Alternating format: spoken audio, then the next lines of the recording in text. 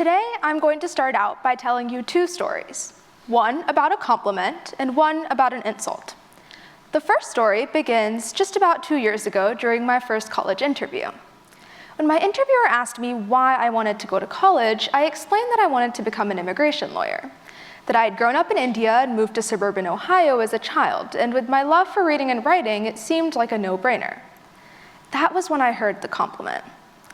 "Wow," he said, "but your English is so great. I never would have guessed." I smiled. It wasn't the first time I'd heard the compliment, and it definitely wouldn't be the last. But I was supposed to feel great, right? The insult, on the other hand, came a few years later. Last summer, I published an op-ed in the Washington Post. I wrote about having recently been naturalized as a citizen, about my disappointment with the country's judicial system, and about how I felt cheated by the American dream. Naturally, I expected some negative feedback. Readers wondering why they should be listening to anything a 19-year-old has to say, angry that their ideals were being challenged. But most of the comments, the unsolicited emails, and the tweets were pretty straightforward. "Go home," they said. "If you don't like it, you don't have to stay. And if you don't like it, you don't fit in and you don't belong."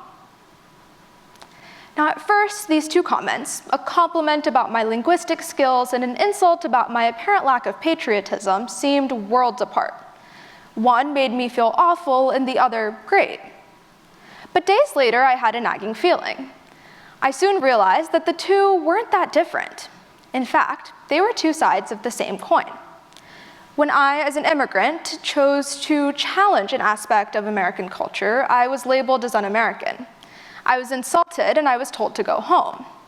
But when I fit in as American, when my English was just right, when my accent didn't give me away, and when I didn't challenge anything, I got a little reward, a compliment.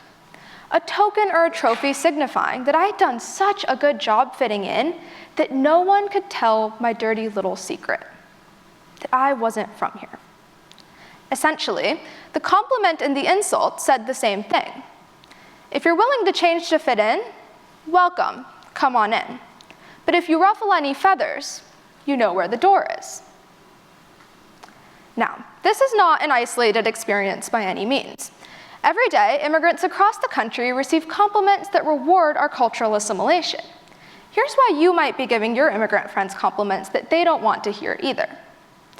By telling us that we did a great job at passing as American, that our English had gotten good enough, and that our accents weren't giving us away, these seemingly innocent comments affirm an assumption that the goal of every new member of this country should be conforming and fitting into an American ideal. Essentially, Americans want immigrants that are willing to become more American, culturally, linguistically, and aesthetically. Look like us, talk like us, and live like us, and then you'll really belong. But don't just take my word for it. A Cato Institute poll found that 59% of Americans favor a country with an essential American culture. That means that only 41% actually favor this melting pot that we so often hear about. With statistics like these, it's really no surprise that Speak English became a rallying cry at Trump rallies and pro-America gatherings for so many years. Further polling even found that half of Americans want to live in neighborhoods where their neighbors exclusively speak the same language as them. And another 2/3 think that English language fluency is critical to fitting in America.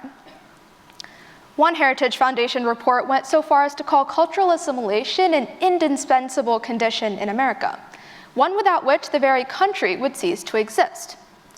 Without a singular mainstream American culture, the Conservative Foundation argued that the country would dissolve into a hodgepodge of groups.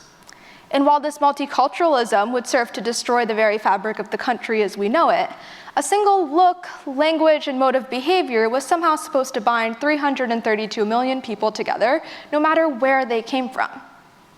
Attitudes like these are pretty emblematic of a national norm of assimilation, one that prescribes immigrants to adopting a narrowly defined traditional American culture when they arrive in this country, but only bringing along the palatable bits and pieces of their own diverse identities.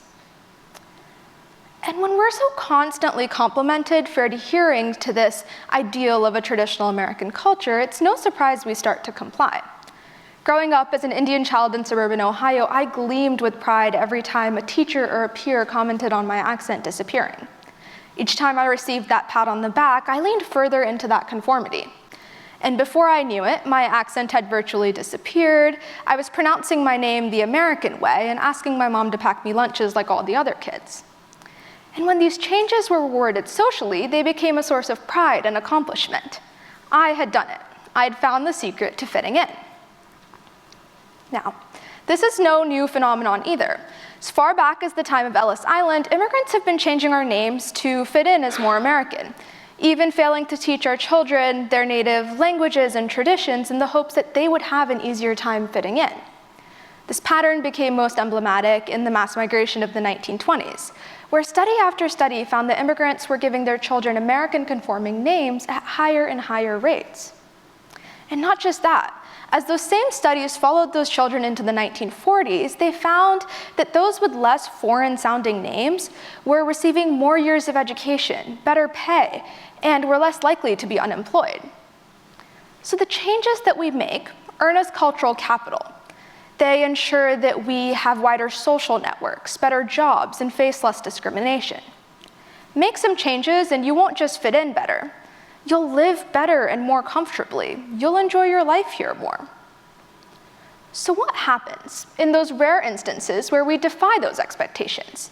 When we fail to assimilate perfectly or adhere to every little piece of these norms that make up an American culture?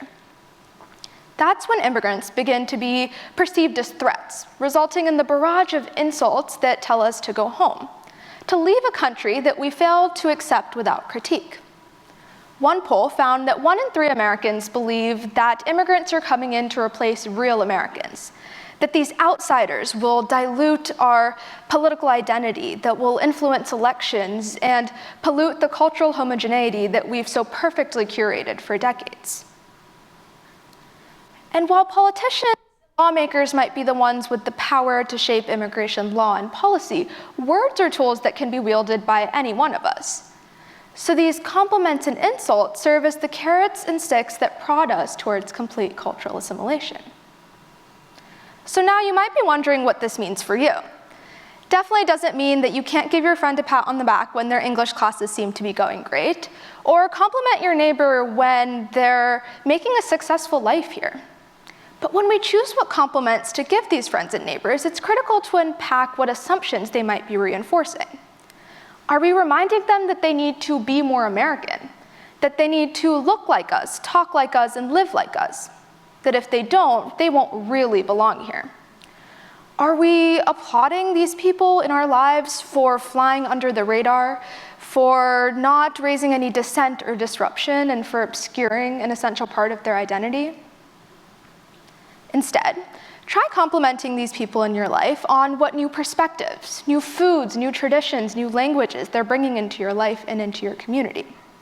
By rewarding these disparities, we can collectively work to avoid the hegemony of a singular American culture. Ultimately, so much of the immigrant identity in America is made up of these endless attempts at trying to find our place in a very narrowly defined traditional American culture.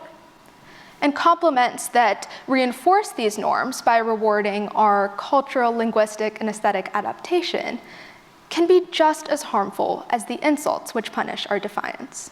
Thank you.